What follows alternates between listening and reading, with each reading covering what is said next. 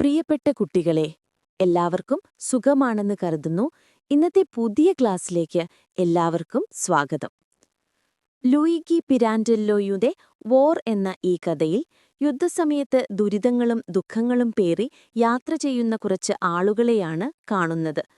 ഫാബ്രിയാനോയിൽ രാത്രി തങ്ങിയ ശേഷം സുൽമോണയിലേക്ക് പോകാനായി യാത്രക്കാർ ഒരു പഴയ തീവണ്ടിയിൽ കയറി. അതിരാവിലെ ദുഃഖാചരണം നടത്തുന്ന ഒരു തടിച്ച സ്ത്രീയും അവരുടെ ദുർബലനായ ഭർത്താവും കമ്പാർട്ട്മെന്റിലേക്ക് കയറി വന്നു. ഭാര്യ വിഷമത്തിലായത് എന്തിനാണെന്ന് ഭർത്താവ് മറ്റ് യാത്രക്കാർക്ക് വിശദീകരിച്ചു. അവരുടെ ഏക മകനായ 20കാരൻ പെട്ടെന്ന് യുദ്ധത്തിന് പോകാൻ പോവുകയാണ്.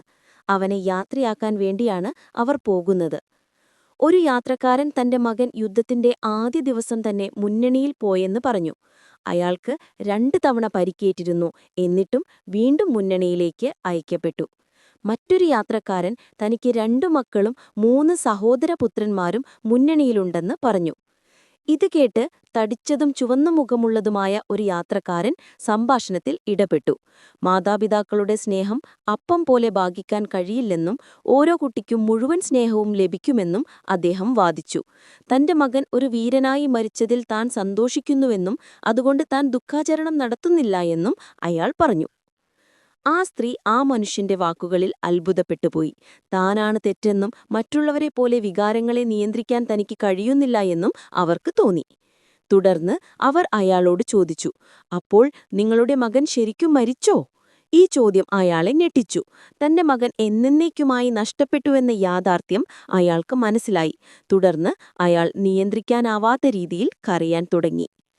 പാഠഭാഗത്തെക്കുറിച്ച് ഏകദേശം ഒരു ധാരണ നിങ്ങൾക്ക് കിട്ടിയിട്ടുണ്ടാകുമെന്ന് ഞാൻ വിചാരിക്കുന്നു.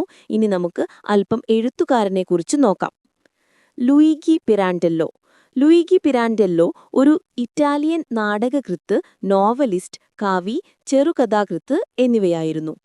1921 പ്രസിദ്ധീകരിച്ച 6 ക്യാരക്ടേഴ്സ് ഇൻ സെർച്ച് ഓഫ് ഫാനോദ എന്ന കൃതിയിലൂടെ അദ്ദേഹം ആധുനിക നാടകരംഗത്ത് പ്രശസ്തനായി. 1934 അദ്ദേഹത്തിന് സാഹിത്യത്തിനുള്ള നൊബേൽ സമ്മാനം ലഭിച്ചു. നേക്കഡ് മാസ്ക്സ് എന്ന പേരിൽ പ്രസിദ്ധീകരിച്ച നാടകങ്ങളും അദ്ദേഹത്തിൻ്റെതായുണ്ട്. ഇന്നത്തെ ക്ലാസ് നമ്മളിവിടെ അവസാനിപ്പിക്കുകയാണ്. സബ്സ്ക്രൈബ് ചെയ്തും ഷെയർ ചെയ്തും സപ്പോർട്ട് ചെയ്ത എല്ലാവർക്കും നന്ദി അറിയിക്കുന്നു. മറ്റൊരു ക്ലാസ്സുമായി വീണ്ടും കാണാം. ബൈ.